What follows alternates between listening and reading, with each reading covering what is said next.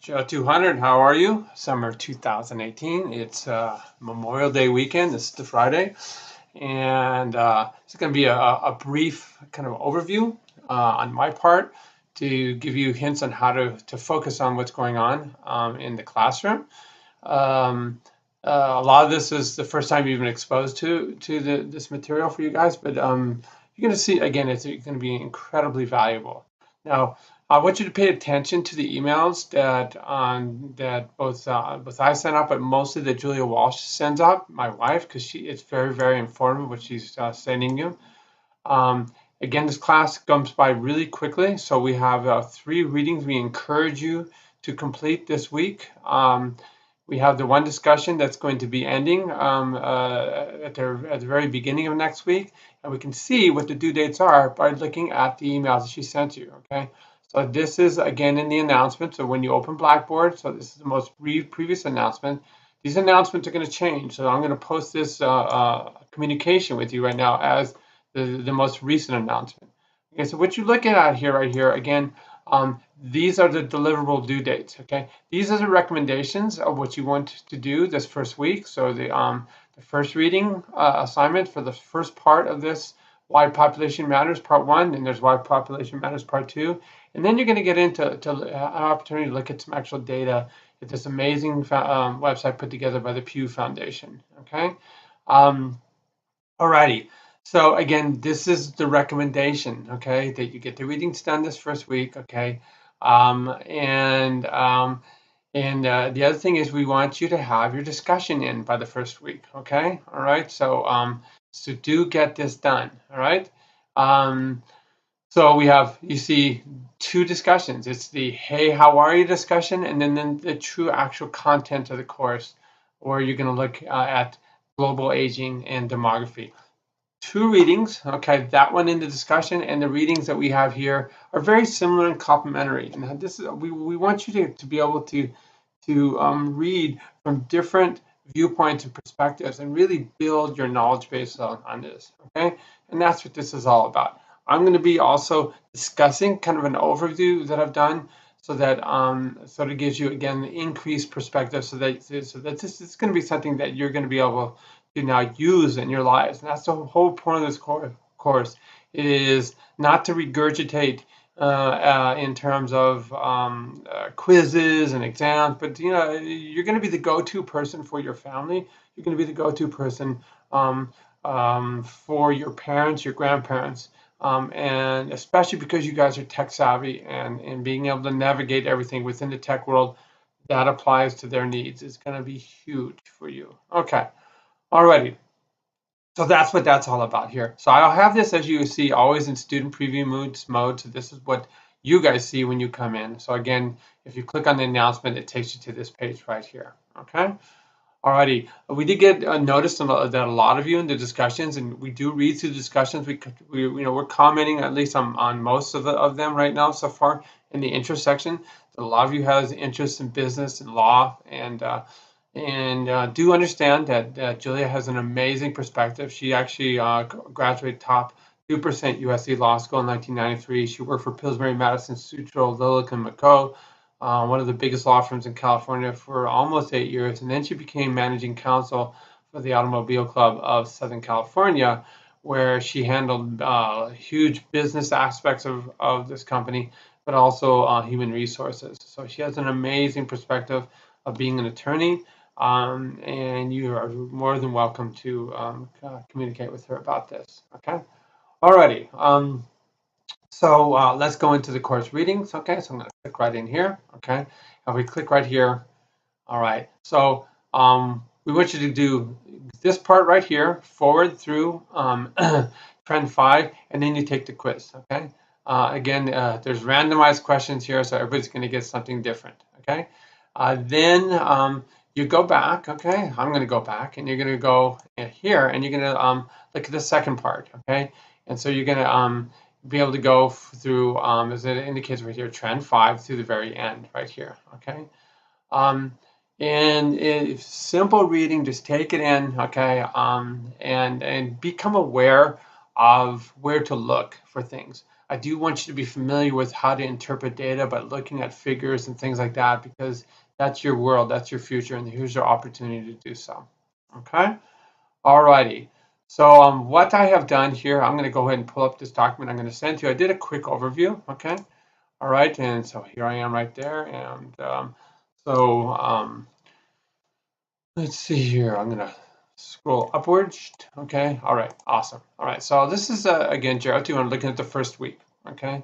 And I want to build an awareness, as I indicate right here with you. And it's kind of a call to arms. Okay.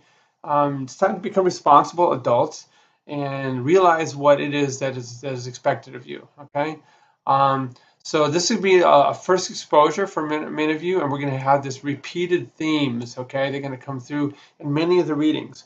So even towards the end, some of the stuff we're discussing now, it's going to come again. By the time you get there, you're going to be like, God, I know this stuff. Okay. All right. First and foremost, people are living longer. All right. Obviously. Okay. And even more so in advanced countries. Okay. Like the United States, Switzerland, France. Okay. But also there's a global issue that I want you to think about as less developed countries begin to make their advances. Okay. The implication of aging is for you guys is the burden. Okay, the burden for you. What does that mean? Well, burden in terms of your personal time. Okay, as a caregiver. Okay, are you just going to look the other way when it comes to your parents aging, your grandparents? Okay, or you're going to help out? Okay, and then what about when you get older? Because guess what, man? Even though I look like this on the outside, I'm still 21 on the inside. And it just seemed like it. Boom! There it was. It happened. Okay. I'm going to be 62 now. Okay. So we have the burden. Okay, that is your personal time as a caregiver to your family members. Okay. Then you have the burden in terms of your personal finances to support this elder. Every time you go to see your grandmother or parent to help them out at the hospital. Okay. All these things that we all go through. I have spent so much time at the hospital being an advocate for my mom. Okay. So much time handling her financial problems. This was time that I did not spend on my family and my own personal needs. So that's lost wage and lost personal emotional time with my own family. Right? So this is a big deal. Right. So we have societal burdens with people living longer. Okay. So we have this compassionate society.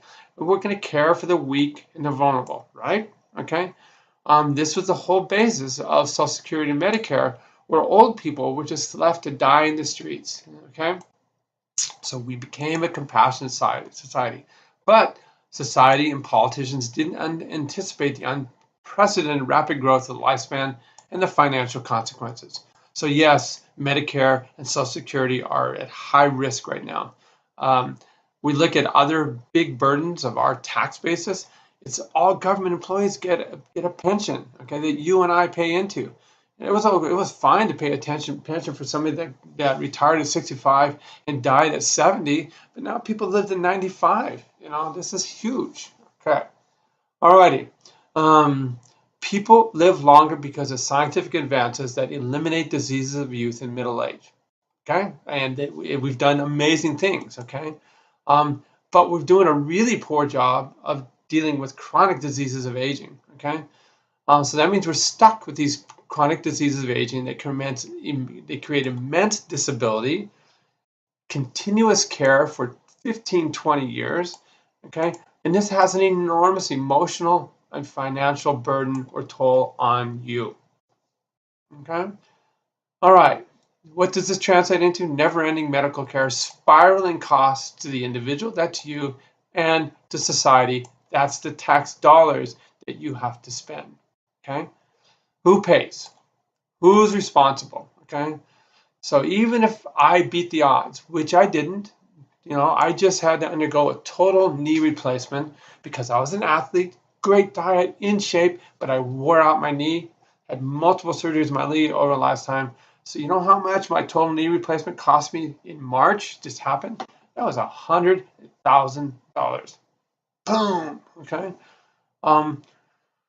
So what if you beat the odds? Okay. You don't get cancer, vascular disease. So mine was osteoarthritis, heart disease, kidney failure, brain diseases. Okay. Even if you beat the odds, you're still likely to become frail, vulnerable, and dependent. Okay. And something to think about. And I'm going to take a backtrack. I talked about my problem. My wife's problem, Julia Walsh, she unfortunately got diagnosed with leukemia 5 years ago.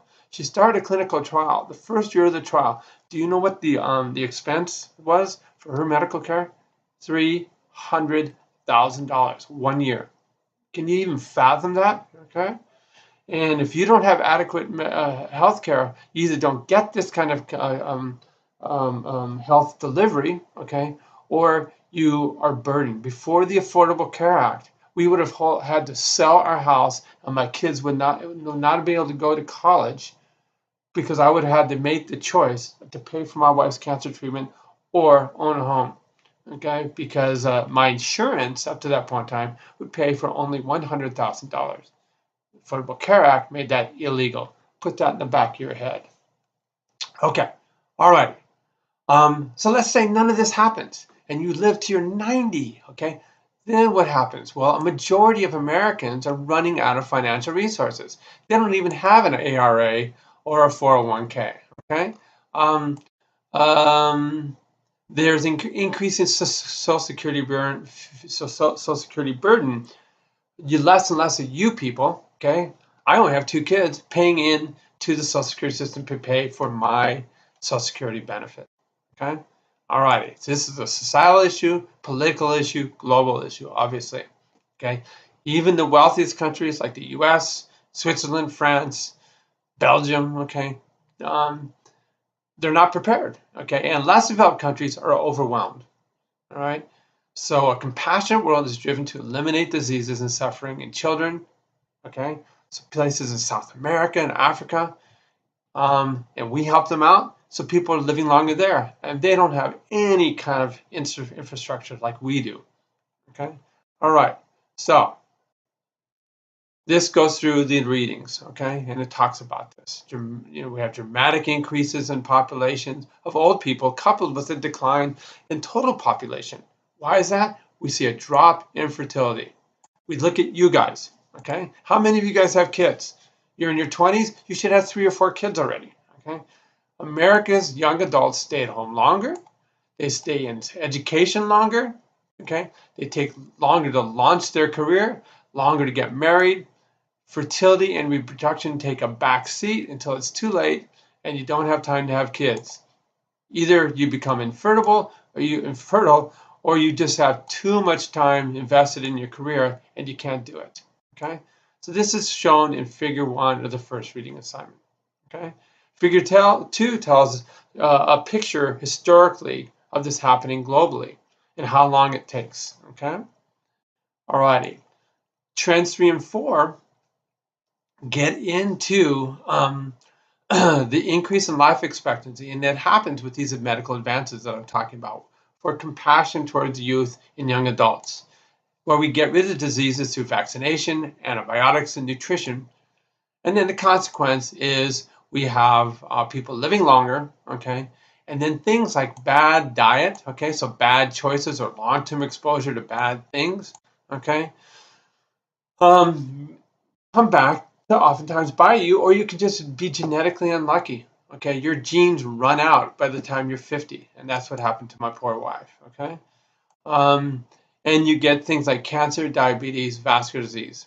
Okay, even something like Parkinson's disease is linked to exposure, lifetime exposure to things like pesticides. Okay, these are chronic, non-infectious, non-communicable diseases that have an expense associated with it, okay?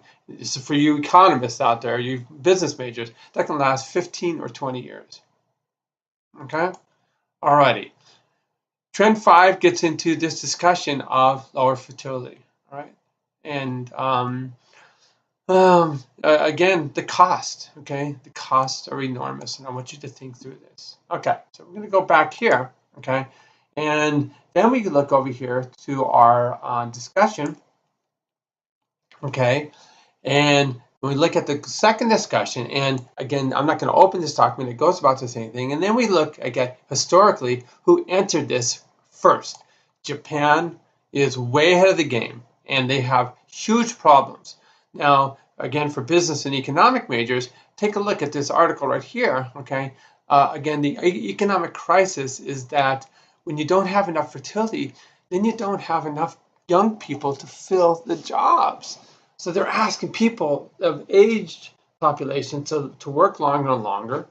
In our country, okay, there is this political debate, okay, of immigration, okay, but because of the low rate of fertility, we have to look to immigration if you have a large corporation to fill the different jobs in order to move your company ahead. So this is a big kind of geopolitical thing that I really want you guys to think about.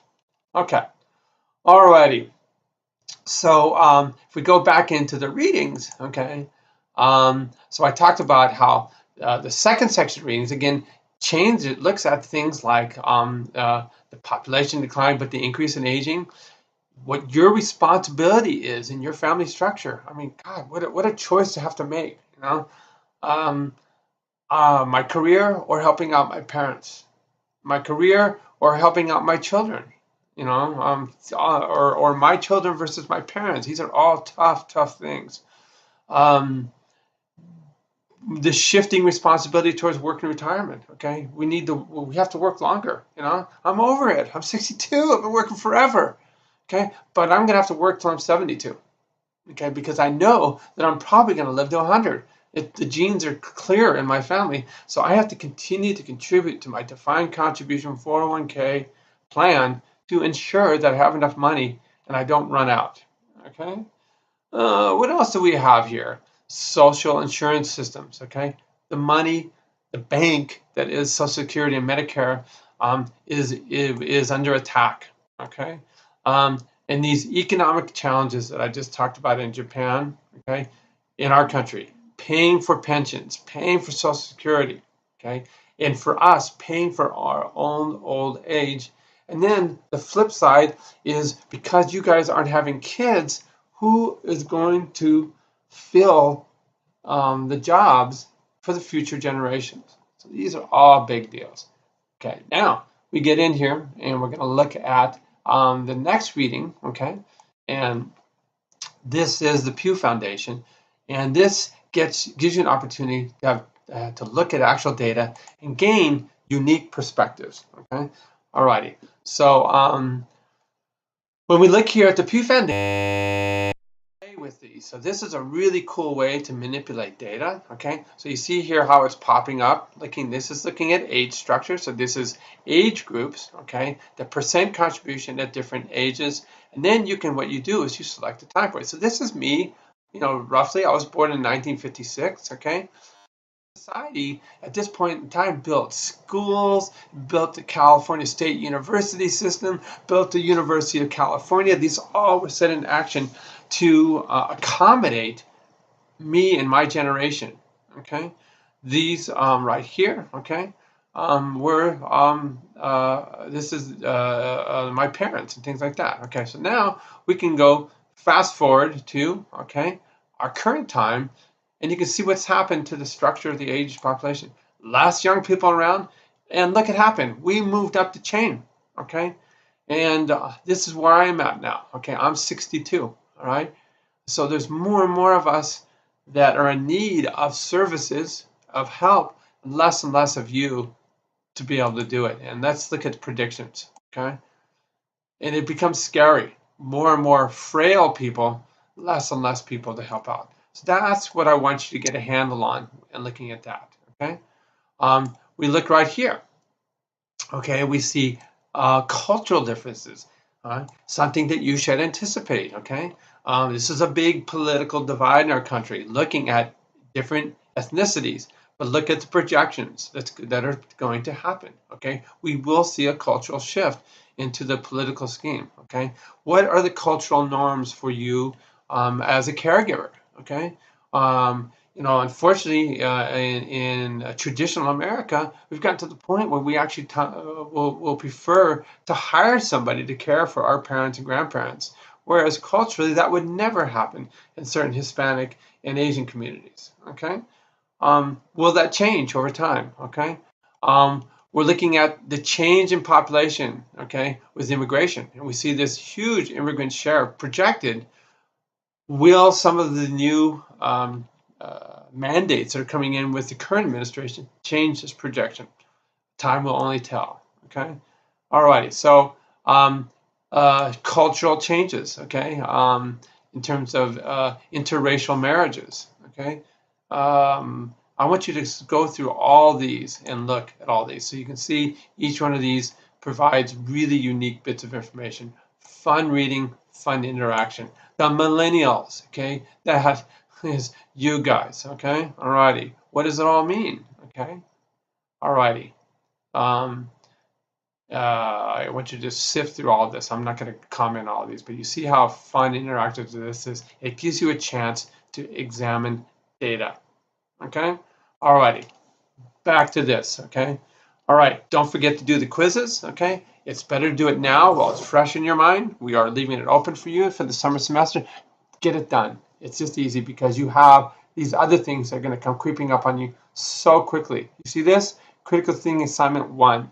So I'll be emailing you later on exactly how to do this. Get in there and start navigating it. Our rubric for grading these are right here. Okay? This tells you what to do. If you don't follow these directions, then you're going to get dinged on your grade. You're looking for a rubric? Here's the rubric. Okay? Alrighty. Guys, I probably talked too long. I want you to enjoy your Memorial Day weekend. Be grateful. That's what Memorial Day is all about. Okay? And that's a whole different ballgame of wellness, where we have a whole aspect of health and being grateful. And I want you guys to be grateful for what you have. Okay? Alrighty. So what I'm going to do is I'm going to sign off right now, and we'll see you next time.